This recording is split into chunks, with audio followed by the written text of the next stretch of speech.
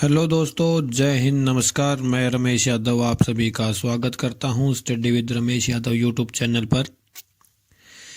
जैसा कि आपको पता है कि करंट अफेयर की सीरीज चलाई हुई है हमने, और उसी को आगे बढ़ाते हुए आज की क्लास 6 मार्च 2024 का करंट अफेयर की क्लास होगी।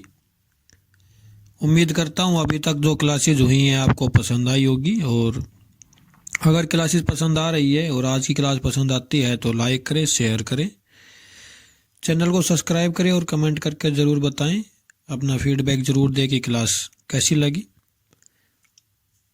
तो चलिए शुरू करते हैं आज की क्लास 6 मार्च 2024 का करंट अफेयर। पॉइंट नंबर 1,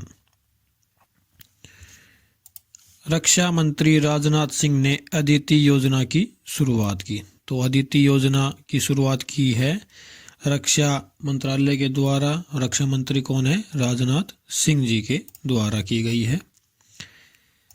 देखते हैं।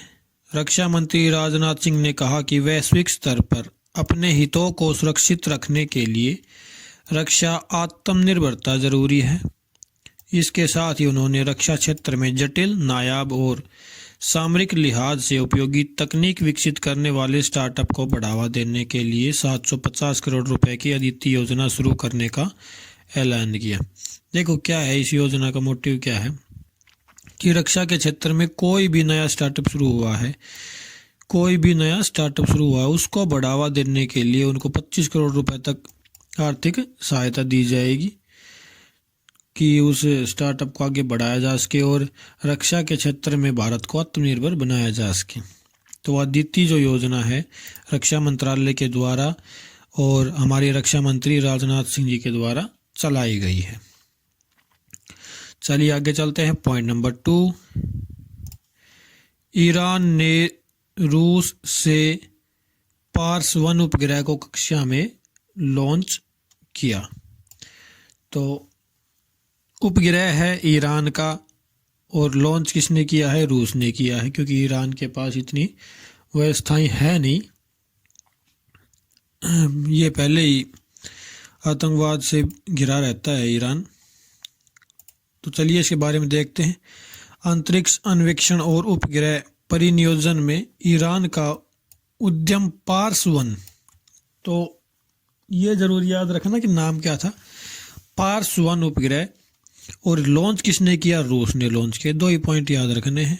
पार्स 1 उपग्रह किसका था? ईरान का। और लॉन्च किसने किया? रूस ने लॉन्च किया।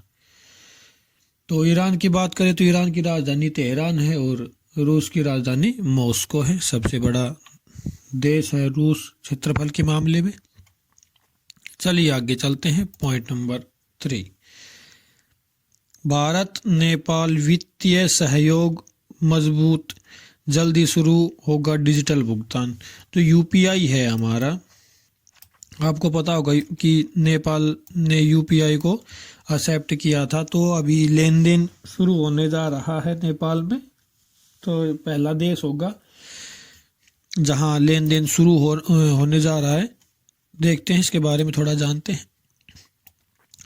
भारत और नेपाल ने भारतीय रिजर्व बैंक द्वारा नए दिशा निर्देशों की शुरुआत के साथ अपने वित्तीय सहयोग को मजबूत किया, जिससे दोनों के बीच विस्तारित वित्तीय सेवाओं की अनुमति मिल गई है। तो अब आपस में एक दूसरे देश ट्रांसफ़र कर सकते हैं यूपीआई से पैसे, कोई इशू नहीं रहेगा। और श्रीलंका ने भी इसमें पहल की थी और यूएई ने भी, लेकिन वहाँ पे अभी ट्रांजैक्शन शुरू नहीं हुआ है। अब ये ट्रांजैक्शन नेपाल में शुरू होने जा रहा है, तो नेपाल इम्पोर्टेंट रहेगा कि ट्रांजैक्शन कहाँ शुरू हुआ है यूपीआई के माध्यम से, तो वो नेपाल में शुरू हुआ है। नेपाल की राजधानी की बात करें तो काठमांडू यहाँ की राजधानी और राष्ट्रपति रामचंद्र पौडेल यहाँ के राष्ट्रपति हैं। और माउंट एवरेस्ट जो विश्व की सबसे ऊंची पर्वत चोटी है वो नेपाल में ही है, जिसे सागरमाथा के नाम से जाना जाता है नेपाल में, और वर्ल्ड वाइड में माउंट एवरेस्ट के नाम से जाना जाता है। चलिए आगे चलते हैं। Point number 4, Uttar Pradesh 5 crore Ayushman card बनाने वाला देश का पहला राज्य बना। देखो लॉजिक क्या है इसमें कि 5 करोड़ आयुष्मान कार्ड बनाए हैं तो भाई जनसंख्या ज़्यादा ही होनी चाहिए तभी 5 करोड़ बनेंगे। अब छोटे राज्य को ले ले जैसे हरियाणा, हिमाचल प्रदेश, ऐसे राज्य में 5 करोड़ तो जनसंख्या ही नहीं है, तो आयुष्मान कार्ड कहाँ से बनेंगे। तो ये अगर क्वेश्चन आता है कि 5 करोड़ आयुष्मान कार्ड किस राज्य में बने हैं, तो भाई जहाँ जनसंख्या ज़्यादा होगी वहाँ ज़्यादा बनेंगे, नॉर्मल सी बात है। चलिए इसके बारे में थोड़ा जानते हैं। उत्तर प्रदेश आयुष्मान भारत प्रधानमंत्री जन आरोग्य योजना के तहत 5 करोड़ आयुष्मान कार्ड जारी करने वाला देश का पहला राज्य बन गया है। प्रदेश सरकार की विज्ञप्ति के अनुसार कि प्रदेश सरकार ने जो विज्ञापन जारी किया है उसके अनुसार राज्य में 5 करोड़ 17,920 आयुष्मान कार्ड जारी किए गए हैं। इनसे 7 करोड़ 43,82,304 लोगों को लाभ मिला है। तो यहाँ पे 7 करोड़ को लाभ कैसे मिलेगा, 7 करोड़ को लाभ कैसे मिलेगा, यहाँ पे 4 करोड़ आना चाहिए। 4 करोड़ 43,82,304 लोगों को लाभ मिला है। तो देखिए आपको याद क्या करना है कि भाई 5 करोड़ आयुष्मान कार्ड कहाँ बने हैं, तो 5 करोड़ आयुष्मान कार्ड बने हैं उत्तर प्रदेश राज्य में। इससे ज़्यादा कुछ याद करने की जरूरत नहीं है। आयुष्मान कार्ड के बारे में तो आपको पता ही होगा भाई 5 लाख तक मुफ्त उपचार होता है किसी भी, जैसे प्राइवेट कुछ एक हॉस्पिटल तो होते नहीं है, लेकिन लगभग 90% हॉस्पिटल इससे अटैच कर रखे हैं, प्राइवेट हॉस्पिटल भी, तो वहाँ पे आप जाके फ्री में अपना इलाज करवा सकते हैं। उसके आपके कोई पेमेंट जमा नहीं करानी, ना कोई एडवांस ना कोई बाद में।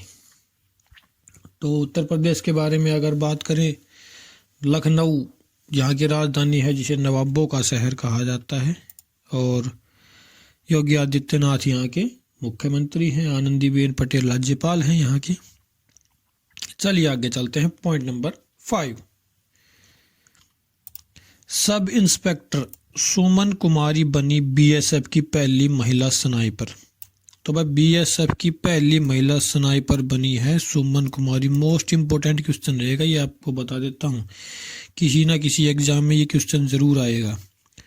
स्नाइपर क्या होती है, जो भाई लंबी दूरी से सीधी गोली मारती है। भाई ये जैसे ये इसमें है, ये दूरबीन लगी हुई है, दूर से देख के सीधे माथे को उड़ा देंगे, उनको बोलते हैं स्नाइपर। पता नहीं चलता कहाँ छुपे हुए हैं स्नाइपर। तो देखते हैं इसके बारे में, पढ़ते हैं थोड़ा। सब इंस्पेक्टर सुमन कुमारी ने सीमा सुरक्षा बल की पहली महिला स्नाइपर के रूप में इतिहास में अपना नाम दर्ज कराया है। इंदौर में central school of weapons and tactics में उनका हाल ही में 8 सप्ताह का गहन स्नाइपर कोर्स पूरा करना न केवल उनकी असाधारण क्षमताओं को दर्शाता है बल्कि उनकी अग्रणी भावनाओं को भी दर्शाता है। सुमन ने प्रतिष्ठित प्रशिक्षक ग्रेड हासिल किया जो उनकी क्षमता और विशेषज्ञता का प्रमाण है। तो देखो याद ही क्या करना है इसमें, सिर्फ सुमन कुमारी नाम है, रैंक सब इंस्पेक्टर है, सेना कौन सी अपनी बीएसएफ है, सीमा सुरक्षा बल, और बनी क्या, स्नाइपर, पहली महिला स्नाइपर।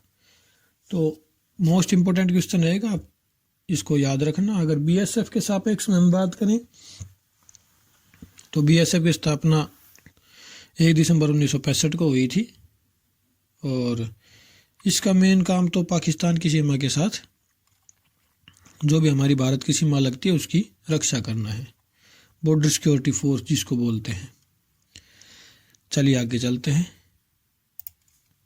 पॉइंट नंबर 6, योगी सरकार शुरू करेगी MYUV योजना। देखते हैं इस योजना के बारे में। मुख्यमंत्री योगी आदित्यनाथ की महत्वाकांक्षी योजना मुख्यमंत्री युवा उद्यमी विकास अभियान प्रदेश में जल्द शुरू होने जा रहा है। तो आपको पता है कि स्टार्टअप जितने भी शुरू किए जा रहे हैं उनको बढ़ावा देने के लिए सरकार बहुत कुछ कर रही है।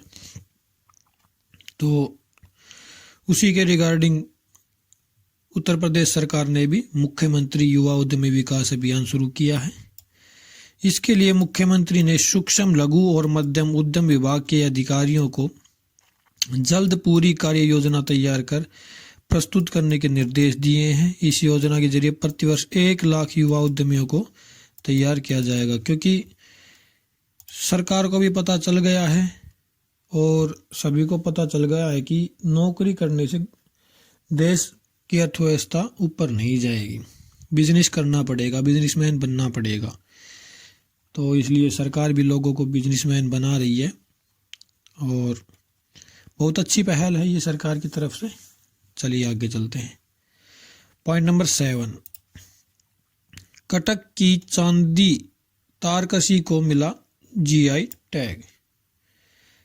भाई ये है कटक की चांदी की तारकसी, आप देख सकते हैं इसको जीआई टैग मिला है। जानते हैं इसके बारे में। कटक की प्रसिद्ध चांदी तारकसी को भौगोलिक उपदर्शन टैग दिया गया है, जीआई टैग। अधिकारियों ने यह जानकारी दी। ओडिशा राज्य सहकारी हस्तशिल्प निगम लिमिटेड ने 1 जुलाई 2021 को प्रसिद्ध चांदी तारकसी के लिए जीआई टैग का अनुरोध करते हुए आवेदन किया है। तो हमें ये याद नहीं रखना कब आवेदन किया था कब नहीं, सिर्फ याद ये रखना है कि चांदी की तारकसी जो है वो कटक की है और उसको जीआई टैग मिला है। कटक के सापेक्ष में बात करें तो चावल अनुसंधान केंद्र है कटक में, और कटक में अपने एक स्वतंत्रता सेनानी रहे हैं, उनका जन्म हुआ था, उनका रिलेशन है कटक से। तो आप कमेंट करके बताएं कि कटक से रिलेशन किनका है। बहुत ही महान रहे हैं, कोई छोटे मोटे नहीं, बहुत ही महान स्वतंत्रता सेनानी रहे हैं जो अंग्रेजों का जीना आराम कर दिया था उन्होंने। तो आप बताएं कटक उड़ीसा में है। तो अगर उड़ीसा के सापेक्ष में बात करें तो उड़ीसा की राजधानी भुवनेश्वर और राज्यपाल हैं गणेशी लाल, मुख्यमंत्री हैं नवीन पटनायक। उड़ीसा के बारे में इतना ही। चिल्का झील उड़ीसा में ही है और महानदी जो बहती है वो उड़ीसा से होकर बहती है। चलिए आगे चलते हैं। पॉइंट नंबर 8, ढाका में बिम्स्टेक संकाय विनियम कार्यक्रम का उद्देश्य आपसी सहयोग को बढ़ावा देना। तो भाई बिम्स्टेक संकाय विनियम कार्यक्रम कहाँ आयोजित हुआ है? ढाका में। ढाका कहाँ है? बांग्लादेश की राजधानी ढाका। बिम्स्टेक संकाय विनियम कार्यक्रम कहाँ हुआ है? ढाका में। इंपॉर्टेंट रहेगा, थोड़ा याद रखना। बंगाल की खाड़ी बहुक्षेत्रीय तकनीकी और आर्थिक सहयोग पहल बिम्स्टेक। बिम्स्टेक का मतलब भी आपको समझ आ गया होगा। के सदस्य देशों की विदेश सेवा अकादमी के शिक्षकों के लिए ढाका में पहली बार 5 दिन का आदान प्रदान कार्यक्रम शुरू हुआ। तो याद यही रखना कि कहाँ शुरू हुआ है? तो ढाका में शुरू हुआ है, बांग्लादेश में शुरू हुआ है। अगर बांग्लादेश की राजधानी तो ढाका बता ही चुका हूँ। राष्ट्रपति यहाँ के मोहम्मद शहाबुद्दीन और प्रधानमंत्री मेनली याद रखना है शेख हसीना यहाँ के प्रधानमंत्री। ये पाकिस्तान से अलग होके बांग्लादेश बना था, पहले ये पूर्वी पाकिस्तान था।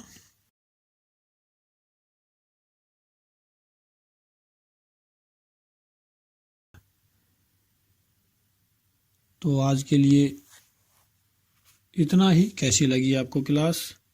अगर क्लास अच्छी लगी तो आप कमेंट करके ज़रूर बताएं। क्लास को लाइक करें, शेयर करें, चैनल को सब्सक्राइब करें और अपना फीडबैक ज़रूर दें। तो आज के लिए इतना ही। क्लास देखने के लिए आपका बहुत बहुत धन्यवाद। Thank you very much.